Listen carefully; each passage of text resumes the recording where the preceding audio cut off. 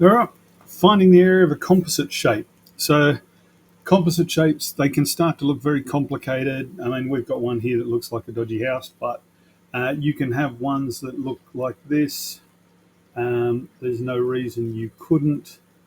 And they are still fairly straightforward to actually solve as long as you're given all the information you need. The main effort, or the main thing you've got to think when you're doing these sort of things is break it down into smaller pieces. How do you eat an elephant? One bite at a time. If I haven't told you that joke already, please make me, because it's hilarious. So what we've got is a shape that we've got two shapes that we already know. We already know what triangles are and we know how to deal with them. And we've got a square and or rectangle or whatever it is, and we know how to deal with them. So break it up into those two and it makes life a lot easier. So the first thing we're going to do, and in fact, this particular question has actually made us break it up into it. It's asking us to use Pythagoras' theorem to find x, because at the moment we don't know what x equals. So we need to find out what that is. Okay, so let's start with that one. So question A says use Pythagoras' theorem. So Pythagoras' theorem is a squared plus b squared equals c squared. C being the hypotenuse. Now, this is our hypotenuse here because it's the one opposite the right angle. And we have the length for that because it's down there because we have a square. So it is 12 meters.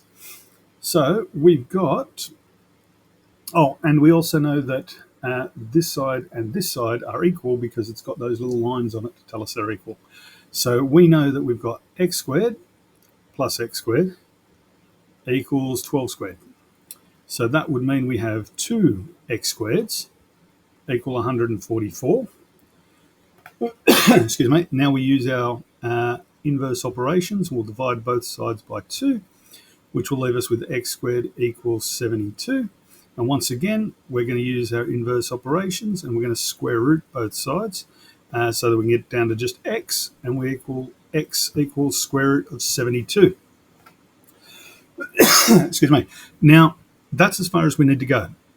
We don't need to find it to a certain number of decimal places. We don't need to do anything else. In fact, this answer is what we call an exact answer. If we put it into a calculator and went, rightio, I want the square root of 72, it's going to give us an answer, but it's going to be a decimal, and that's an approximate answer. We don't really want approximate answers if we can possibly avoid it, unless they specifically ask us to do that. Excuse me, sorry. So we're going to leave it as x equals root 72. So question B says calculate the area of the shaded region. Now the whole thing's shaded. So we're calculating the area of both this area and this area. So what we're going to do is we're actually going to find both the areas. Now I'm going to find area 1 first, which is the triangle. Area for a triangle. Actually, I'm going to just get rid of that. I'm going to go 1. And I'm going to do that. So, it's 1 and it's a triangle because I don't want to write much if I can possibly avoid it. So our area equals half times the base times the height. So that's all we're going to do. Now, that means the area is going to be equal to a half times root 72 times root 72. Now, you're probably looking at that going, hang on, how's that the base and how's that the height? If I take this triangle and shift it over here and turn it sideways a bit, I'm going to have a triangle that looks like that. And I'm going to have an x there, and we've already calculated that x equals root 72. So this is basically its height, and this is basically its base. Okay, so we've got our base and our height are that. It's an isosceles triangle. So that means both the base and the height are equal. So our area equals that. Oh dear, I'm going to sneeze, I think, in a minute. So I could then go in and go 1 over 2 times root 72 times, delete, press the arrow button across first, times root 72. And that will give me 36. Okay, that's 36. Now, you didn't have to do that with a calculator. If you've got a square root times a square root, the square roots cancel out. So we were always going to be fine with that. So that's the area of our triangle. Then I'm going to find the area of our square. Now that's a nice easy one. Area equals side squared. In this case, our side is 12, so that's 12 squared, which equals 144.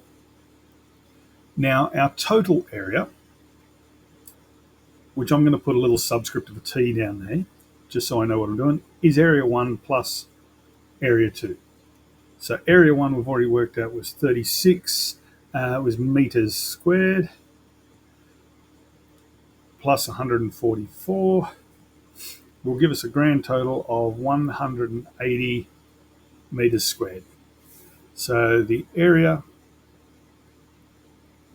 of the shaded region is 180 square meters.